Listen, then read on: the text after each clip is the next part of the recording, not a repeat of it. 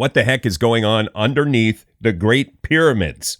What a weird week. Hi, everybody, it's weird. This is like crazy being here. Weird. Really weird, too. Bigfoot eats out of my trash. Well, I got a great show for you today with some wonderful weird stuff. Hi friends, I'm Scott, and this is What a Weird Week. If you're new here, what we do is in about 15 minutes, we count down 10 of the weirdest news stories of the week. We go back through the news and pick out the weird, the unusual, the odd, the interesting, the cool, the fun, and never that serious. You can get all our show notes at shownotes.page, and also all the podcast stuff, everything is there at shownotes.page. Here we go. It is season 6 episode I Do Not Remember. First published Friday, March 28th, 2025. Number 10. Number 10 is kind of a follow-up to the mysterious golden orb that was found in the deep ocean. So the article in Science Alert is new, but mostly it just rehashes some old information. And even at the end, they say an earlier version of this article was published in September of 2023. So it looks as though they circled back and they published a story this week about the mysterious golden orb. And if you missed it, it was one of these deep sea scientists, researchers doing a deep sea expedition, and they discovered this strange, they call it an orb, but it's really a golden blob of some sort. It looks like something, blob-like in the ocean, and they collected it and tried to make sense of it. And according to the republished article, scientists, researchers, still not sure what the golden orb is. Some sort of fleshy, blobby, goldy orb. Old goldy orb, you guys. Basically, it was a check-in from the folks at Science Alert that there is still a mysterious golden orb that we need to learn more about. So there's not a lot to this update, but on the bright side, I guess the update didn't say, oh, it hatched and it's a monster. There was a monster inside. Go into your bunker now, everyone. The update did not say that, so that's good news. Number 9. Number 9 is the controversial trend of mostly dudes, asking women to marry them after the woman has finished a marathon. This is based on an article from the CBC, which was based on a TikTok video that went viral. It happens a lot, I guess, where a lady finishes a marathon and the fella is there at the finish line saying, will you marry me? And the reason it's controversial is because TikTok, a lady named Sarah had a TikTok go viral, millions of views, and she said it was a nice moment, whatever, I'm paraphrasing, but she wasn't saying, how selfish. But the comments were. The expert advice in the comment section, people were weighing in saying, that fella's selfish. You just finished a marathon, that's your accomplishment, and now he's turning it back to, he's getting all the attention. And so the CBC article kind of gets into that. Who gets the most attention when that happens? The accomplishment, the lady who finished the marathon, or the fellow who got down on one knee and popped the question. It seems as though I'm not a runner there. I'm very sedentary, so I can't weigh in at all on this. But it seems as though many in the running community say, let's do marathons and then proposals later. But then, of course, the romantics weigh in and they're like, what of the romance? So it's an ongoing debate, but I found it quite interesting, and it got some traction this week, the CBC article, Marathon Proposals. If you want to read that thing, do the deep dive, send it to your running friends. Click the show notes or click shownotes.page. Number 8. Number 8 is the butter substitute, which I'm calling fudder. Faux butter should be called fudder. Am I wrong about that? Just let me know in the comments if I'm wrong about that. So this fudder, it's not really called fudder. A company called Savor, that's delicious. I savor that. So Savor is coming out with this fake butter that they make from the air. They take carbon dioxide out of the air and hydrogen out of water, and they end up with a fat molecule that they can turn into butter that the article says tastes great. So delicious butter out of the air.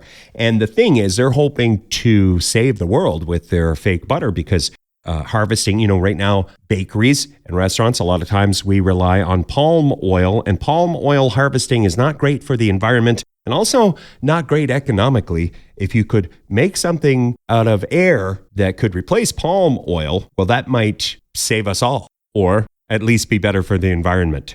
We'll see how it goes. They say in the making of the faux butter, they do not release any greenhouse gases in their process, so there's that. That's good. That seems like a good news story. If you want to do a deep dive on this one, I'll link to it in the show notes. Number 7 is the dinosaur bones lawsuit that made headlines. Professor Martin Becker filed a lawsuit against William Patterson University alleging that some very old fossils, almost 400 million years old, which were the majority of his collection, were taken to the Tennessee landfill because the university did not settle their outstanding invoice with UPS. My paraphrase, the professor was going to collab with a colleague and packed up a bunch of dinosaur bones and sent them to the university mailroom to be delivered. And because the university allegedly was in arrears to UPS, those things did not get delivered and instead thrown out to the dump. So the lawsuit now seeking unspecified damages. The fossils are deemed irreplaceable, according to Professor Becker, and there's emotional distress and some other stuff in there. This is not a happy story. We've all thrown something away before by accident, and the regret, the anguish. We had the story a couple of weeks ago, the fellow who threw out or had his Bitcoin wallet accidentally thrown out, and now he's trying to buy the landfill so he can search the landfill for his Bitcoin wallet. I mean, it's not a great feeling, but don't you think some archaeology students or dinosaurologists, what are they? I think they're called dinosaurologists. That sounds right. Anyway, wouldn't some students go to the landfill and do a dig? Isn't that an opportunity for students to learn and do a dig and try to reclaim those dinosaur bones? I'm just floating it out there. You know, I'm basically an ideas machine. If you want to read more about this, look at some photos, you can click shownotes.page. Number 6. This guy is number 6. This is an official attempt for the most behind the back passes against the wall with a basketball in 30 seconds. The minimum to achieve is 25. Are you ready? Let's bounce. 3, 2, 1, go.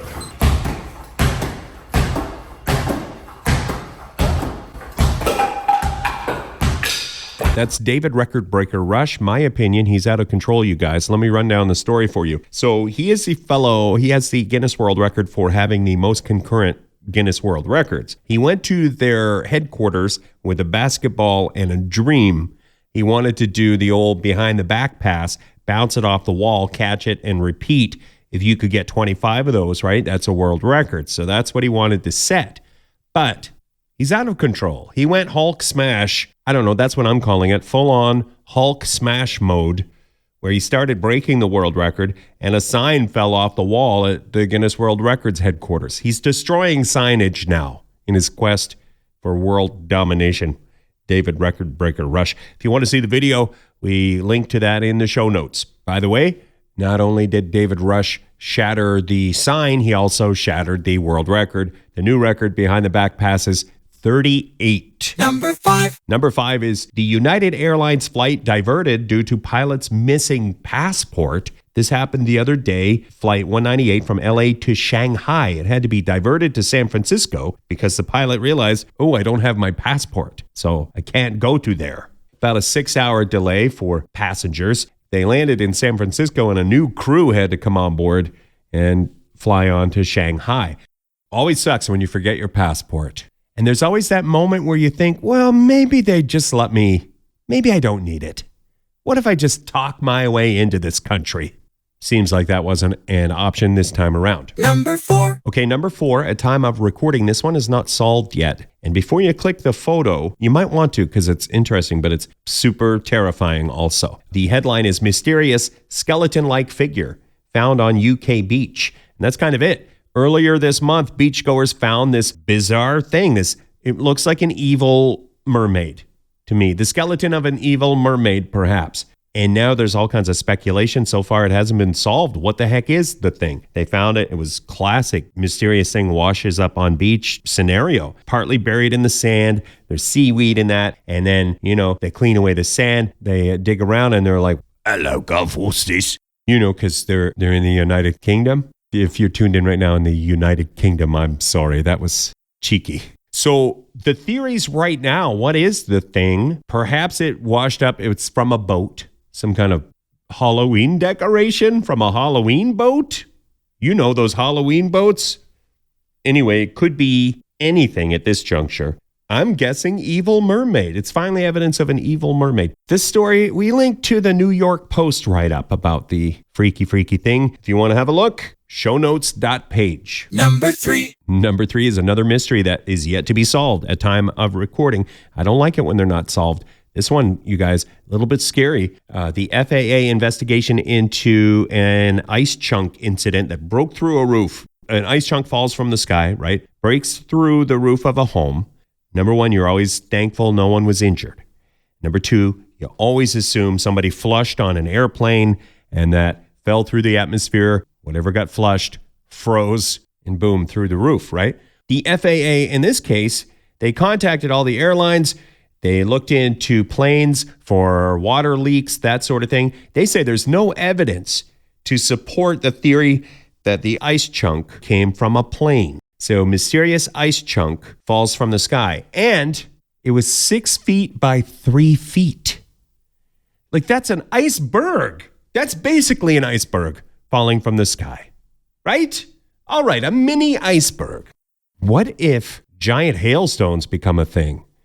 6 foot by 3 foot hailstones. I need answers on this one. I'm unsettled that icebergs are falling from the sky, you guys. If you want to have a look, do a deeper dive into the story, maybe you can crack this case and also crack the ice.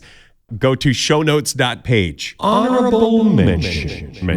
According to Study Finds, there's an article about boomerasking, and I thought we should put it here in the honorable mention. I didn't know what boomerasking was, but it is where you ask a question so that you can talk about yourself.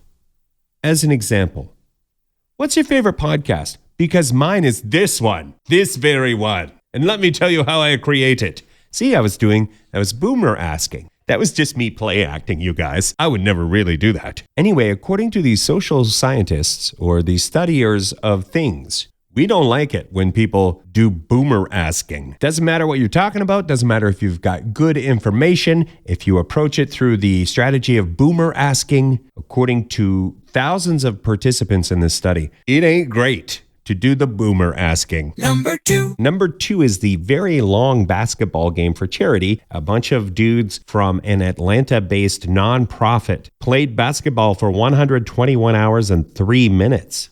The final score was 13,000 and something to 12,000 and something. Can they keep scores that? I've never seen a scoreboard that could handle that.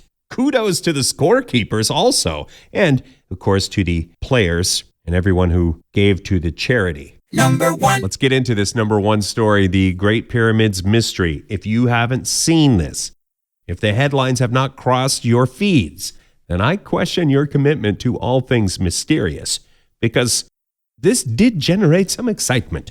The controversial claim of underground city beneath Giza pyramids sparks debate.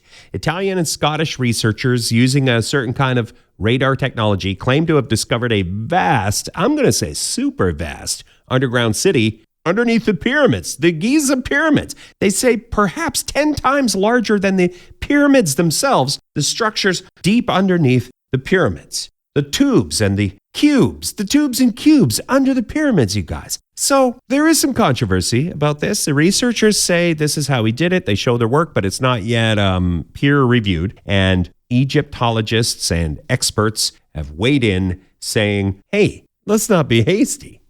Quite a bit of skepticism, especially regarding the technology. Some experts are saying the technology that they use, the radar technology, doesn't go as deep as they say the actual structure is underneath the mysterious city and all that. Well, they say the radar can't go that deep. That's one of the things. So right now, until that research gets peer reviewed and stuff, or until the History Channel gets a film crew there, we're not going to know. We got to wait a bit to find out what the heck the deal is, if there's anything going on underneath the pyramids. So that's that. Thanks for listening to What a Weird Week. If you want to get more about our show or get into the show notes, just remember everything is at shownotes.page. Other ways to listen, shownotes.page. Thank you for rating and reviewing and following or starring, whatever the things are. Appreciate that when you support the show that way. We'll catch you next week with 10 more weird, odd, interesting stories from the news on What a Weird Week.